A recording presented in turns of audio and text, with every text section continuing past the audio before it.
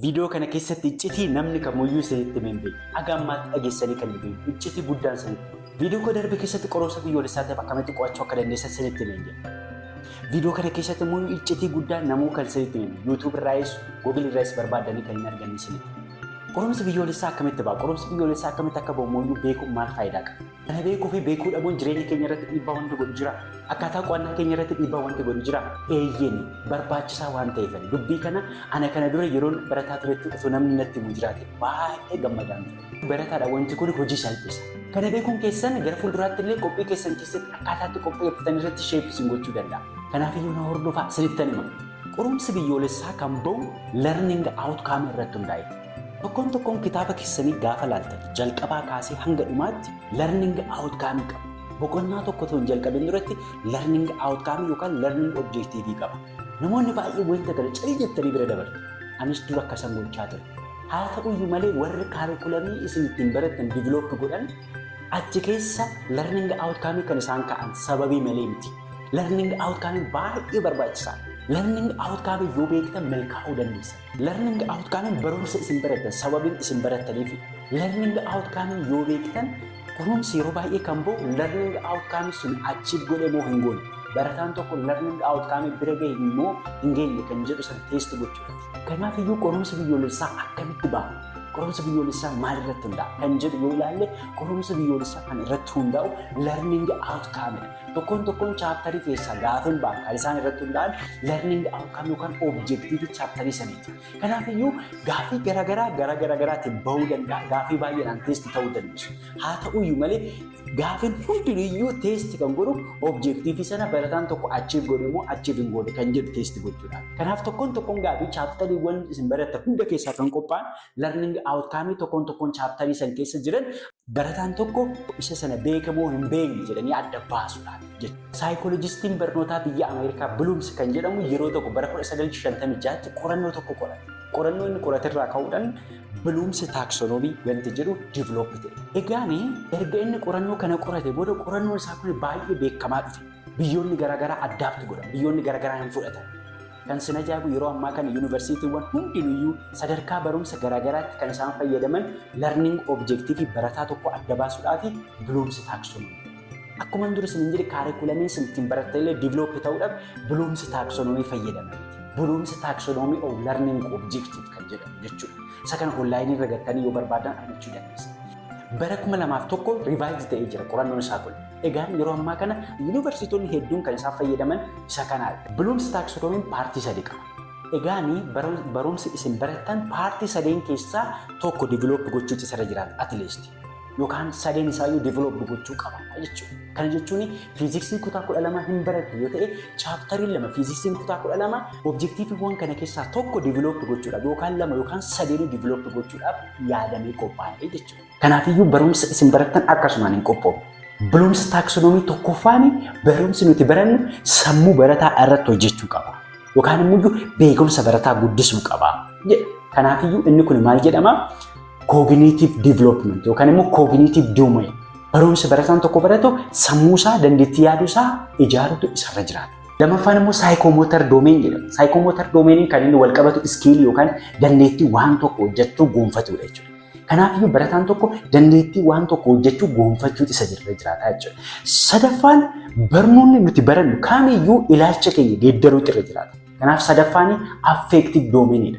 Barumsa nuti barannu affective doomeenii geeddaruutu irra jiraata. Kanaafiyyuu kaayyoon barumsa kamiyyuu isaan kana sadeenidha jechuudha.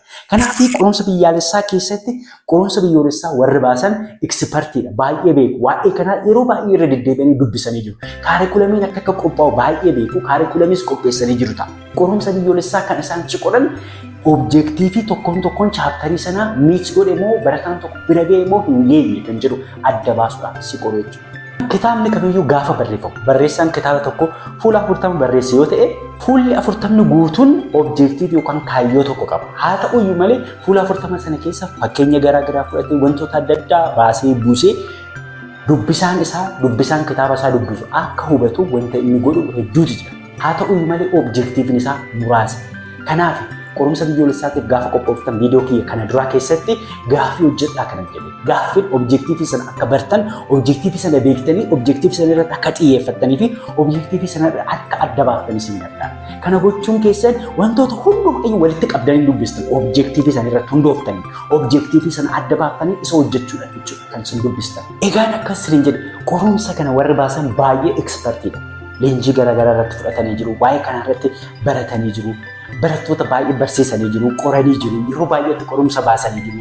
Barataan eessatti akka dadhabe, rakkoon barataa guddaan eessa akka ta'e sirriitti beeka. Dareetti gaafa baratan barsiisaan tokko qorumsa gaafa baasu akkuma argitti baasa. Gaafii salphaa isinii baasuu danda'a, gaafii ciccimaa baasuu danda'a. Yeroo tokko filannoo irratti maqaa isaa akka filattanillee isinii fiduu danda'a. Kuni dareetti barsiisota isin barsiisanii ta'uu danda'a. Haa ta'uyyuu malee sadarkaa qorumsa biyyoolessaatti warri baasan ekspertii sirriitti beeku. Waggaa baay'ee irratti hojjetanii jiru. Kanaafiyyuu isaan kan baasan objektiivii sana barataan miit godhe moo hin goone. Objektiivii chaaptarii tokko barataan suni bira ga'ee moo hin geenye kan jedhu adda baasuudha. Qorumsa biyyaalessaatti irratti immoo kan fayyadamnu yeroo baay'ee filannoodha. Sababni isaa maali inni yoo jenne salphaadha. Barataa baay'ee yeroo tokkotti qoruu dandeenya. Yeroo baay'ee saabjektiivitii hin hir'isa. Yookaan immoo objektiiv taanee barataa hundumaayyuu ija tokkoon akka madaalu hin dandeessisa. Kanaafiyyuu yeroo baay'ee qorumsa biyyaalessaatti irratti sadarkaa biyya keenyaatti osoo hin taane sadarkaa garaagaraatti kan inni fayyadaman qorumsa addunyaalessaa irratti illee kan isaan fayyadaman filannoodha. Filannoon immoo amala isaatiin kooginiitiif doomeenii malee dandeettii yaaduu yookaan immoo beekumsa malee ilaalcha kee madaaluu hin danda'u. Ilaalcha kee madaaluudhaaf tarii hiriyaa kee irraa infoormeeshinii funaannachuu yookaan immoo yeroo adda addaatti si wajjin dabarsee ilaalchi kee maal akka fakkaatu baruutu narra jira. Kanaafiyyuu walumaa galatti affeektiif doomeenii asseesnu gochuudha hin ta'uu jechuudha. Qorumsa biyyaalessaa saayikoomootari iskiilii assees gochuudhaaf hin ta'u. Sababni isaa maali jettan namni tokko dandeettii waa hojjechuusaa fakkeenyaaf konkolaataa suphuusaa namicha sana bira dhaabbadhee ilaalee arguutu narra jiraata. Kana achitti filannoodhaan filannoo baasee fi konkolaataa suphuu danda'a yookaan hin danda'u jechuu hin danda'u jechuudha. Kanaafiyyuu waa'ee qorumsa biyyoolessaa gaafa yaadnu, waa'ee affeektiif doomeenii yaadnu, waa'ee saayikoomootari doomeenii yaadnu, kooginiitiif doomeenii bichaa irratti xiyyeeffanna jechuudha. Kana jechuun beekumsa irratti duwwaa xiyyeeffannaa jechuudha. Filannoodha waan ta'eef filannoon kan inni madaaluu danda'u paartii tokko. Isaan kana bal'inaan tokkoon isaanii yeroo biraa viidiyoo biraa keessatti isinitti hima. Kooginiitiif doomeniin immoo ofii isaatii kilaasifikeeshinii 6 qaba, leevilii 6 qaba. Barataan tokko leevilii 6ffaarra yoo ga'e dubbisni isaa yookaan immoo akkaataan barannaa isaa leevilii 6ffaarra yoo ta'e salphaatti leevilii 1rra kan jiru hojjechuu danda'a, leevilii 2rra kan jiru hojjechuu danda'a, leevilii 5ffaarra kan jiru hojjechuu danda'a jechuudha. Kanaaf leeviliiwwan beekumsaa 6 yookaan immoo leeviliiwwan beekumsaa barataan tokko beekuu qabu 6 adda baasan sinitti tokko lama jedhee. Inni kunis akkasumaan odoo hin taane gara fuulduraatti illee gaafa qo'attan isa kana xiyyeeffannoo keessa galchitanii leevilii olaanaa akka ta'utti qo'achuutu isinirra jiraata. Yeroo tokko qorumsi nuti baafnu leevilii 3 fi isaa ol yoo ta'u barataan kan qo'atu leevilii 1 yookaan leevilii 2rra jira. Kanaaf qorumsi nuti baafnu barataa sana hin madaalu jechuudha. Kanarraa kan ka'e barattoonni baay'een ni kufu. Barsiisan kanarraa eegu leevilii biraa, isaan kanarra jiran leevilii biraa. Kanaafiyyuu leevilii kana tokko lama jedhee gaafa sanitti immoo ammaan booda kana erga dhageessanii booda akkaataan qo'annaa keessanii leevilii 6ffaa yookaan 5ffaa xiyyeeffannoo keessa galchuudhaan ta'utu irra jiraata jechuudha. Leevilii salphaa fi leevilii xiqqaan nooleej jedhama yookaan immoo beekumsa. Sadarkaan kun sadarkaa itti barataan wanta haaraa tokko yeroo arge sammuutti qabatu jechuudha. Yaadachuu, yaadannoodha jechuudha sadarkaan kun. Irra deddeebi'ee dubbisuudhaan yaadata. Fakkeenyaaf wanti nuti fudhadhe baayoloojii. Seeliin tokko paartiiwwan meeqa qaba yookaan immoo paartiin seelii maal maali jedhee gaafii barsiisaan yoo isin gaafate barataan seeliin tokko seel membreenii, niwukilasii fi maayitokoondiriyaa qaba yoo jedhe inni kuni sammuutti yaadatee tokko lama jedhee waan dubbatedha jechuudha. Kanaaf sadarkaa kanarratti gaafii gaafataman diifiniishinii itti kennuu yookaan hiikuu liisti gochuu. Kanaaf barsiisaan gaafa isin gaafatu define jedhee isin gaafate jechuudha. Kana jechuun sadarkaa baay'ee xiqqaadha. Barattoonni baay'een garuu sadarkaa kanarratti hafu. Barattoonni baay'een sammuutti duwwaa qabatanii achumaan hafu. Kanaaf qorumsi yeroo dhufu deebisuu hin danda'an jechuudha. Sadarkaa lammaffaan understanding. Barataan tokko sadarkaa kanarra yoo ga'e akkaataan dubbisa isaa, akkaataan qophii isaa sadarkaa kanarra yoo ga'e wanta dubbise, wanta barate jecha mataa isaatiin karaa loojikaal ta'een ibsuu danda'a jechuudha. Fakkeenyaaf barataan leevilii 1ffaarra jiru paartiiwwan seelii tokko lama jedhee sammuutti yaadatee kan dubbatu yoo ta'u, barataan leebilee lammaffaarra jiru garuu akkaataan itti dubbatu loojikaalii waan sana yaada mataa isaatti ibsaa jechuudha. Kanas akka itti dubbachuu danda'a. Seeliin paartiiwwan garaagaraa qaba. Isaan keessaa tokko maayitokoondiriyaadha. Maayitokoondiriyaan immoo bakka itti inerjiin seelii oomishamudha jedhee dubbata jechuudha. Kana jechuun loojikaalii maaliif maal hojjeta kan jedhu adda baasee dubbachuu danda'ee jira jechuudha. Sadarkaa kanatti yaada ofiitiin ibsuu danda'ee jira. Nama biraatti himuu danda'ee jira jechuudha. Kun sadarkaa isa duraarra hin caalu. Sadaffaan sadarkaa appilikeeshiniiti. Barataan maatisii barate tokko maatisii yookaan foormulaa barate sana sadarkaa jalqabaarratti shamaddadee duwwaa bira darbaa. Sadarkaa lammataatti immoo eessaa dhufe foormulaan kun kan jedhu jedhee adda baasaa. Sadarkaa sadaffaarra gaafa goggoru foormulaa sana fayyadamee jireenya guyyaa guyyaa keessatti wanta isa mudatuuf furmaata kenna jechuudha. Fakkeenyaaf mana iskweerii ta'e tokko ijaaruu barbaada yoo ta'e eeriyaa iskweerii barbaadee ittiin ijaaraa jechuudha. Yookaan wanta barate sana moodeelii irratti argisiisaa jechuudha. Barataan baayoloojii barate tokko baayoloojii irratti faristi eedii akkamitti gargaarsa jalqabaa kennina kan jedhu barateera yoo ta'e gadi ba'eetoo namoota rakkataniif gargaarsa sana gaafa kennu sadarkaan kun sadarkaa appilikeeshinii irra ga'ee jira jechuudha. Kanaaf sadarkaa sadaffaan sadarkaa appilikeeshiniiti. Sadarkaa afuraffaa irra ga'ee jira yoo jenne barataan tokko waan dubbise waan barate anaalaayis gochuu danda'ee jira jechuudha. Sadarkaa afuraffaan anaalaayis gochuu. Kana jechuunis tokkoon barumsa barate sana kutaa garaagaraatti adda qoodee garaagarummaan isaanii maali, wal fakkeenyi isaanii maali kan jedhu adda baasuu danda'a jechuudha. Fakkeenyaaf baayoloojii akkuma amma isinii kaase garaagarummaan maayoosisii fi maayitoosisii maalidha? Sadarkaa shanaffaan ivaaluweeshiniidha. Kana jechuun barataan wanta barate tokko kiritisaayiz gochuu danda'a. Wanta barate sana immoo sappoorti gochuudhaaf yaada dhiyeessuu danda'a. Sadarkaan kunis sadarkaa itti kiriitikaal tiinkarii ta'an jechuudha. Fakkeenyaaf Yohaannis Afuraffaan biyya keenya keessatti Itoophiyaa tokkummeessuu keessatti hojii hojjete qaba. Hojiin inni hojjete kun sirriidha yookaan sirrii miti jedhee yaada dhiyeessuu isa sana kan sappoorti isaa fiduu. Kan biraa viidiyoo koo kana duraa keessatti akkana isin kaase qorumsa biyyaalessaa hojjechuu keessatti gaafii hojjechuun bu'aa guddaa qaba jedhee isinitti himti. Barataan tokko immoo gaafii hojjechuun bu'aa hin qabu. Qorannoowwan akkanaa argadhee jira. Qorannoowwan akkanaa keessatti wanta akkanaa ta'ee jira. Wanta akkanaa qoradhee jira. Sadarkaan kun sadarkaa itti kiritisaayiz gootu jechuudha. Yaada koo sana hin fudhattu yoo ta'e kiritisaayiz sadarkaatti gootu. Sadarkaan inni dhumaa immoo sadarkaa kireetiivitiiti. Waan tokko kireet sadarkaatti gootu jechuudha. Ani fakkeenyaaf ofii kooti hakimiidha. Yeroon hikiminnaa baradhu tokko lama jedhee barachaan ture. Amma isan baradhe sana walitti fideetu viidiyoo gaafan hojjedhe kana jechuun akkana jechuudha. Sana jechuun akkana jechuudha. Jedheetu walitti gaafan fide sadarkaa kanarratti ani kireetiif ta'an jira jechuudha. Kanaaf barataan tokko kan barbaadamu sadarkaa kireetiivitiif akka ga'uudha jechuudha. Haa ta'uyyuu malee rakkoo barattoota baay'ee kan ta'e sadarkaa jalqabaarra miimoraayiz godhu. Sammuutti qabatu, ishee maddatu sana booda achumaan deemu jechuudha. Kanaaf qorumsa biyyaalessaa irratti hin hojjetan. Haa ta'uyyuu malee warri qorumsa biyyaalessaa kana baasan gaafin isaan baasan akkasii jedhee gaafii filannooti yookaan immoo multiple choice question. Multiple choice question waan ta'eef gaafin isaan baasan sadarkaa olaanaa kan ta'e. Kana jechuun yookaan sadarkaa appilikeeshinii, sadarkaa analyzii yookaan sadarkaa evaluationii yookaan immoo sadarkaa creativity isaan kana sadarkaa ta'edha malee sadarkaa jalqabaa namni sin gaafatu. Wanta ati sammuu keessatti yaadattee too deebistu namni si gaafatu hin jiru. Foormulaa ati baratte isa sana appilaayi godhiitii rakkoo jireenya hawaasaa keessa jiru fuudhis hin jedhamu malee namni gaafii akkasii si gaafatu hin jiru. Kanaaf iyyuu yeroo qophooftu hundumatti iyyuu kan ati yaaduu qabdu waan kana hojiirra oolchee rakkoo furuu nan danda'a. Rakkoo na mudatu furuu nan danda'a kan jedhu yaadutu sirriidha. Isa kana immoo kan irraa argattu akkan jalqaba siin jedhe gaafii qorumsa biyyoolessaa wajjin walitti dhiyaatan hojjechuudha. Qorumsa biyyoolessaa gaafa bahu wanti biraa wanti yaada keessa galfamu maal akka ta'e beektu. Qorumsa biyyoolessaa gaafa bahu caluma jedheetuma barsiisota qorumsa biyyoolessaa baasanii koottatti baasaan jedhama. Exam blueprintii wanta jedhamutu jira. Namni tokko mana ijaaruudhaaf dursee sammuu keessatti waan yaade blueprintii godhee qopheessa. Blueprintii sanatu gara manaatti geeddarama jechuudha. Blueprintii sana irratti xaaraan maal akka fakkaachuu qabu, lafti maal akka fakkaachuu qabu, girgiddaan maal akka fakkaachuu qabu in ibsama. Isarratti hundaa'eeti jechuudha gara ijaarsatti kan galu. Akkasuma qorumsa biyyoolessaa gaafa bahu blueprintiitu jira. Tarii warri exit exaamii qoramtan Itoophiyaan naashinaal exit exam blueprint jettaniitu gaafa sarchi goota argachuu dandeessu. Kan warra kutaa 12 hin arganne, warra kutaa 8 hin arganne blueprintii isaa hin jira garuu.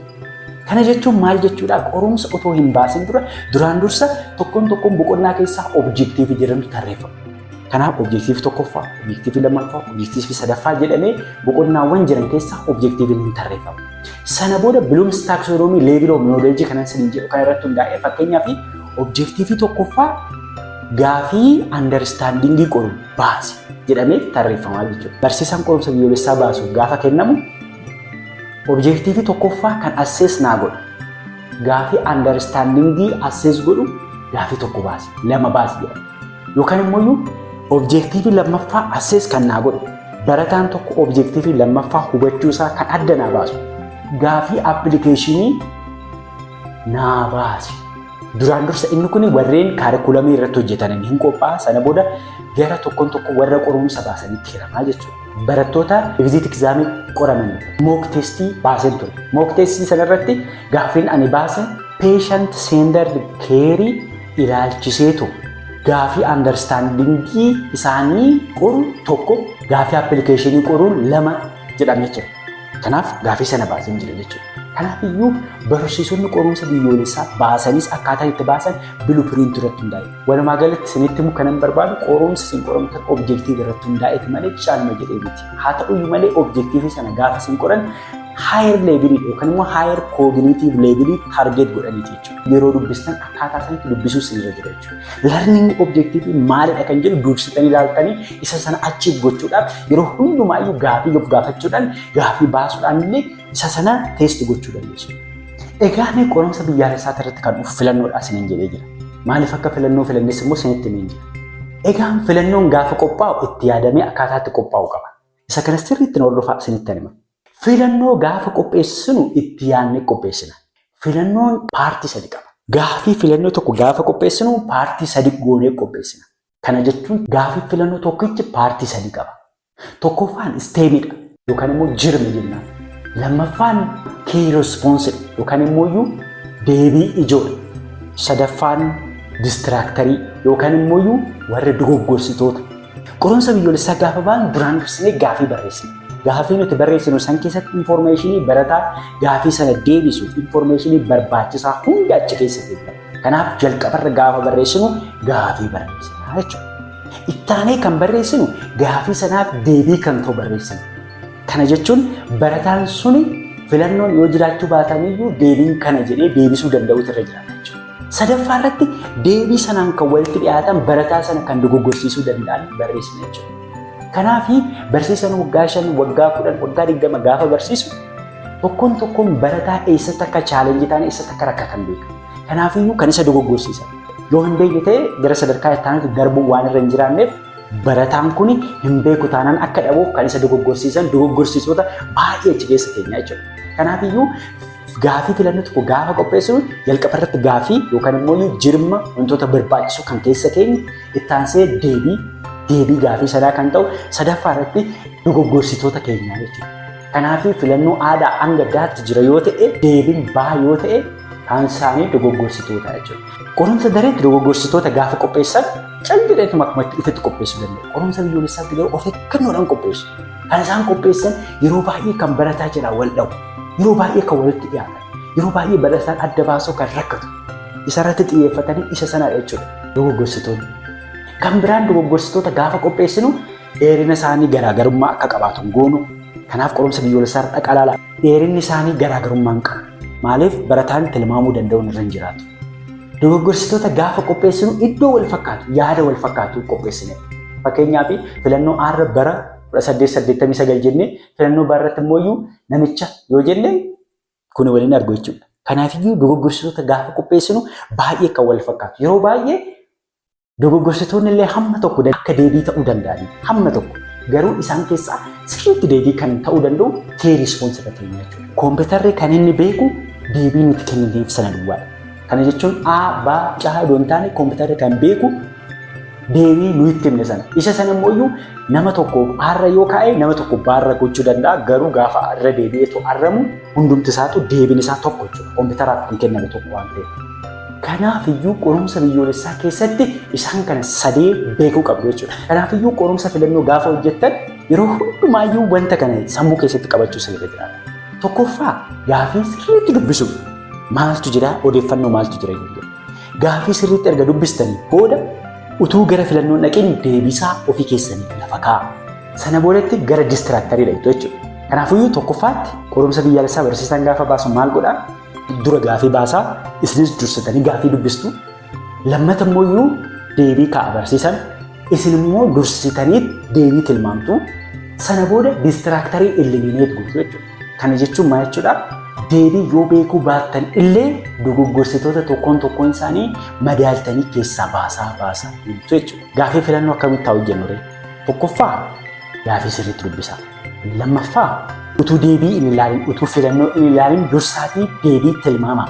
Sana booda gara filannootti deemaa. Filannoo garuu deebiin har'a jira yoo ta'e aaduwaa guuttanii hin dhiisnaa. Tarii wanti jijjiiramu jiraachuu waan maluuf hanga daatti dubbisaa. Yeroo keessan immoo sirriitti maneej godhaa. Yeroo hundumaayyuu gaafii salphaa hojjedhaa. Kana jechuun irra deemtanii gaafii salphaa duwwaa barbaadaa jechuu koo miti. Haa ta'uyyuu malee gaafii salphaa gaafa argitan dafaati hojjedhaa. Gaafii cinitti cimuggaa ta'e yaalaa yoon taane immoo deebii caljilee duwwaatti tilmaamoo yoon taane ijubileetir gasii teessisaatii darba. Gaafii biraa hojjedhaa. Akkaataa saniin filannoo deebisuu dandeessu. Kanaaf viidiyoo kana keessatti odeeffannoo gaarii akka argattan nan abdadhaa. Egaa isa kana beekumsa keessaniif itti fayyadama. Biloomsi kooginiitiif doomeen kan jedhu kana yeroo hundumaa daree keessatti illee gaafa baratan xiyyeeffannoo keessa galchaa. Yeroo hundumaa taargeetii keessan kan ta'uu qabu shamaddanii duwwaa dhiisoo doon taane yookaan immoo yaada keessanii namatti himtanii duwwaa dhiisoo doon taane sadarkaa appilikeeshinii analaayizii fi sadarkaa ivaaluweeshinii akkasumas kireetiivitii irra ga'uutu sinirra jiraata jechuudha. Kanaaf kana fakkaataa. YouTube kana immoo laayik godhaa. Gaafii qabdu waggaa ta'e immoo koomentii irratti naa barreessaa. Isinifan deebisaa.